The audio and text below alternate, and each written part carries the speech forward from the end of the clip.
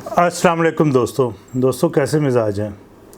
पिछले तमाम व्लॉग्स में हम गुफ्तगू हिस्ट्री के हवाले से करते रहे और कुछ अरसे से मुझे बहुत से दोस्तों ने कहा कि हम तख्लीक़ पाकिस्तान के उन मुहर्रकात और वजूहात पर गुफ्तगू करें। तो दोस्तों एक्चुअली है तो यही, और जो मैं आज गुफ्तगू करूँगा और ये हमारी को 3-4 एपिसोड्स के ऊपर पाकिस्तान की क्रिएशन और उसके 1947 तक हम लेके जाएंगे इसको। तो जो भी मैं गुफ्तगू करूँगा इसकी रेफरेंसेस जो है वो डिस्क्रिप्शन में मौजूद हैं। बुनियाद पर मैंने अपनी राय कायम की। तो बेसिकली तो ऑल इंडिया मुस्लिम लीग ने अगरचे हिंदुस्तान की तकसीम का मुतालबा 1937 के सूबाई इंतखाबात में किया, लेकिन मुतालबा इस नौयत का था जिसे अवाम ने इब्तदा में मुमकिना तौर पर अहमियत ही न दी। इसलिए इंतखाबी नताइज मुस्लिम लीग की क़ियादत के ख्वाहिशात के बिल्कुल बरअक्स निकले। उन्हें हिंदुस्तान भर में शिकस्त का सामना करना पड़ा, जबकि इंडियन नेशनल कांग्रेस ने 1585 नशिस्तों में से 711 नशिस्तों पर कामयाबी हासिल कर ली और 8 सूबों में अपनी हुकूमतें कायम की। इंतखाबात से पहले कांग्रेस और मुस्लिम लीग के दरमियान जॉइंट काबीना बनाने का इत्तफाक हुआ, लेकिन जैसे ही मुस्लिम लीग को बदतरीन शिकस्त हुई तो कांग्रेस उनकी अदम मकबूलियत और दीगर वजूहात की वजह से मुकर गई। मुअर्रिखीन और इल्म सियासियात के मुहक्किकीन इस वाक़ये को पाकिस्तान की तख्लीक की तरफ एक टर्निंग पॉइंट समझते हैं। दूसरी जंग अजीम का आगाज़ हुआ तो बरतानवी हुकूमत को वसाइल दरकार थे। उसने पूरे हिंदुस्तान को इस भड़कती हुई आग में धकेल दिया और तुरफा तमाशा ये भी कि उन्होंने हिंदुस्तान की सियासी क़ियादत को एतमाद में लेना पसंद नहीं किया। कांग्रेस ने वजारतों से इस्तीफ़े तो दे दिए और आज़ादी की तहरीक का आगाज़ किया, लेकिन मुस्लिम लीग ने बरतानवी हुकूमत को अपने ताउन का यकीन दिलाया। बरतानवी हुकूमत ने जंग अजीम में अदम ताउन को गद्दारी से तशबीह दी, गद्दारी करार दिया।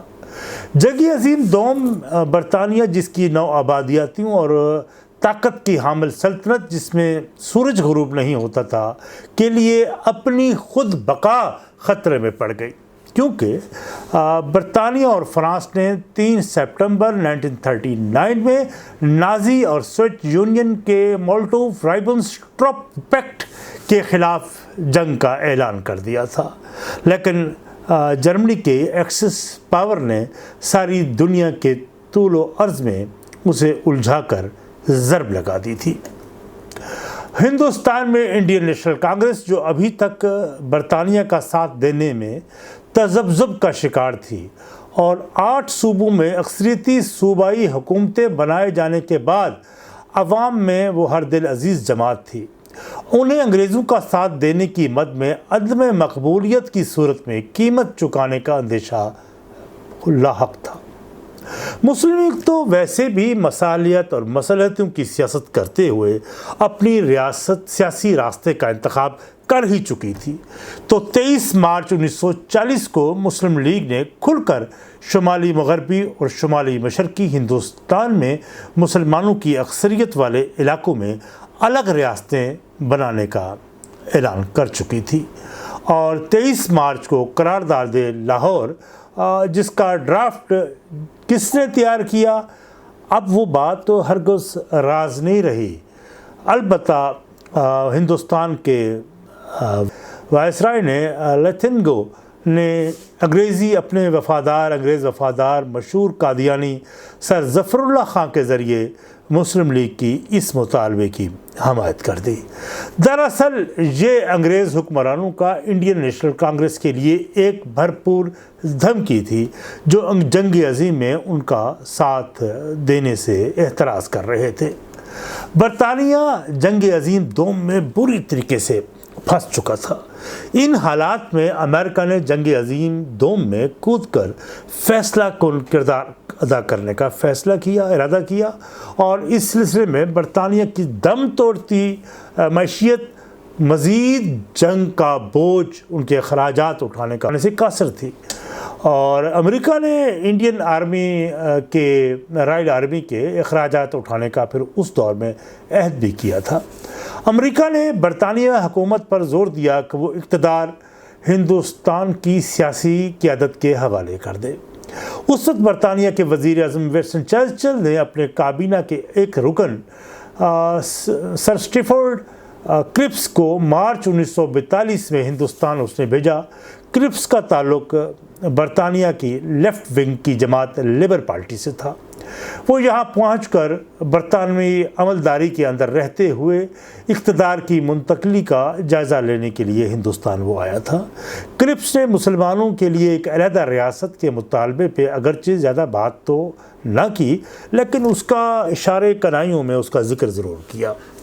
کانگریس اور مسلم لیگ نے کرپس کی سفارشات کو مسترد کر دیا۔ کانگریس کے رہنما مہاتما گاندھی نے اگست 1942 میں یہ سمجھتے ہوئے کہ اونٹ اب پہاڑ کے نیچے آ چکا ہے تو انہوں نے ہندوستان چھوڑ دی کی تحریک کا آغاز کیا۔ وہ یہاں اس تحریک کے جدلیاتی ڈائلیکٹک جو اس کے ایفیکٹس تھے، جدلیاتی اثرات تھے، کا درست اندازہ لگانے میں غلطی کر گئے۔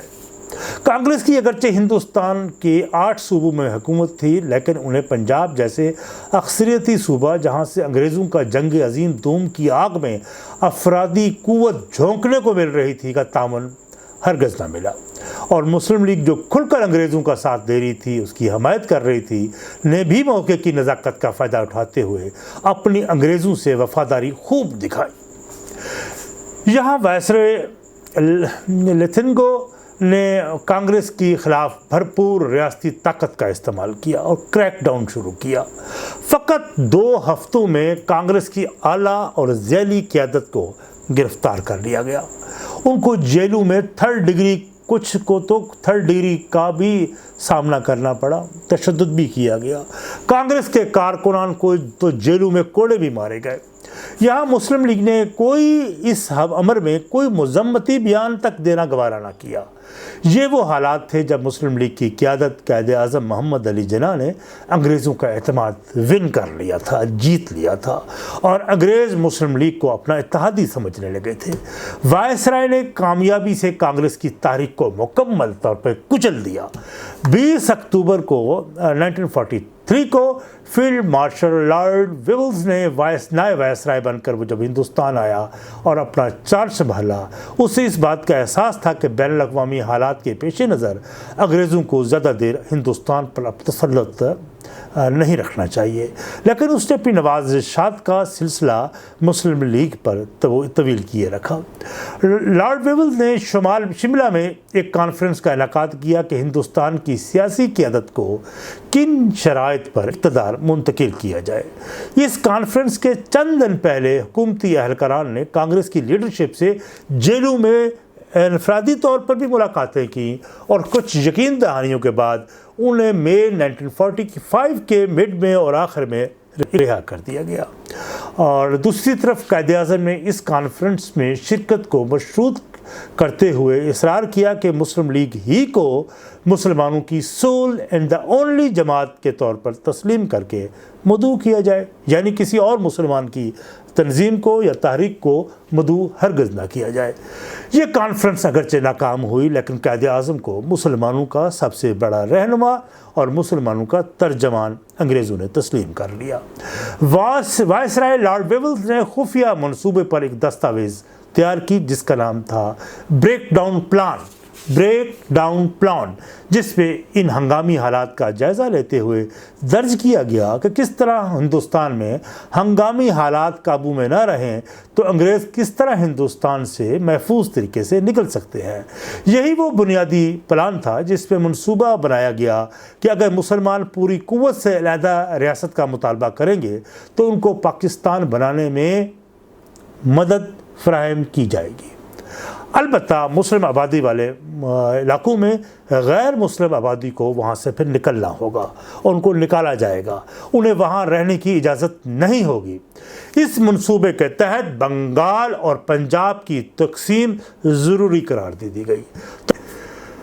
اور اس پلان میں دونوں ممالک کے درمیان سرحدوں کا تعین کر لیا گیا، اور یہی وجہ ہے ریڈ کلف نے 1947 میں جو تقسیم اور سرحدوں کا تعین کیا تھا وہ بالکل اسی پلان، بریک ڈاؤن پلان کی طرز پر تھا۔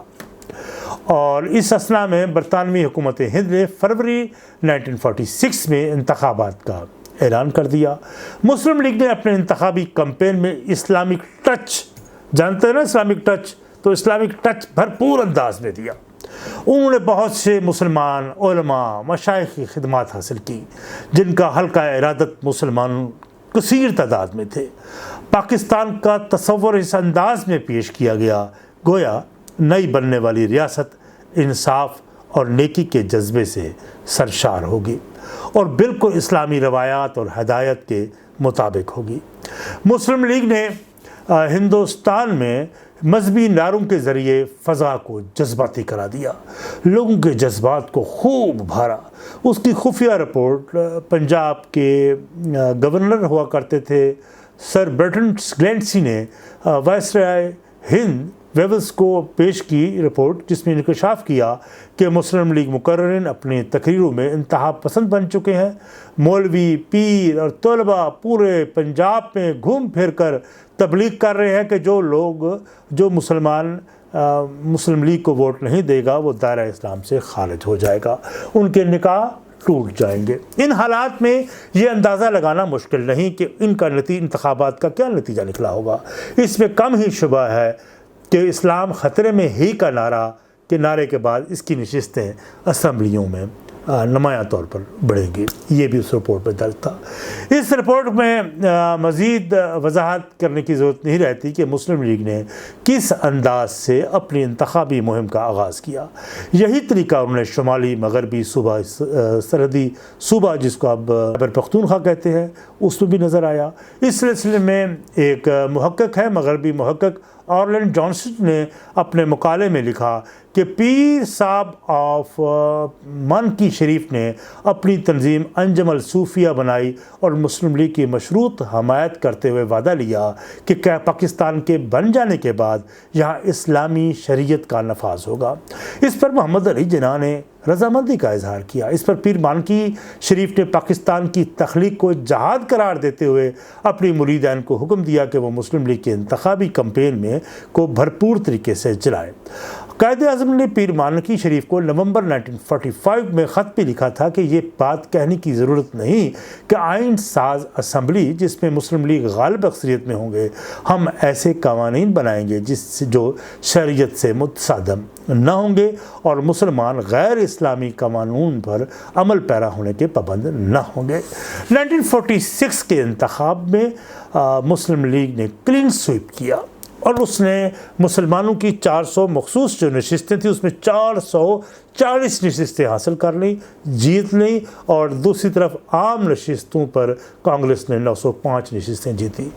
اور اب صورتحال برطانیہ کی بھی تھی کہ برطانیہ میں کے بھی 45 کے الیکشن ہو چکے تھے اور وہاں لیبر پارٹی کو برتری حاصل ہو چکی تھی، اور یہاں ونسٹن چرچل جو hero of the Second World War تھا اس کو شکست ہوئی تھی۔ اب اس کی کیا وجوہات ہے اس پہ ہم علیحدہ بحث کریں گے، تو لیکن اس بار ہم یہی کہہ سکتے ہیں کہ وہاں نائب برطانوی وزیر اعظم کلیمنٹ ایٹلی نے جو ہندوستان میں اقتدار انگریزوں سے لے کر انڈینز کو منتقل کرنے کے حامی تھے وہ، لیکن اس آزادی کو مشروط کرتے ہوئے ہندوستان اور پاکستان کو دولت مشترکہ میں رکھنے کے آرزومند تھے۔ ہماری گفتگو اب اختتام 1946 کے انتخابات پر ہوا۔ مسلم لیگ نے مذہب اسلام کو کس انداز سے پیش کر کے اس کا سہارا لے کر مسلمانوں کے جذبات کو ابھار کر اور مسلمان کس طرح اس کے جذبات میں سیلاب میں بہہ گئے اور پاکستان کی تخلیق میں برطانوی سامراج میں کن مقاصد کے تحت تائید بخشی، اس پر ہم ان حالات کا ضرور جائزہ لیں گے۔ انتظار کیجئے اگلے ویلاگ کا، جڑے رہیے اور اپنی مثبت آرا سے بھی نوازیے گا۔ بہت شکریہ، والسلام۔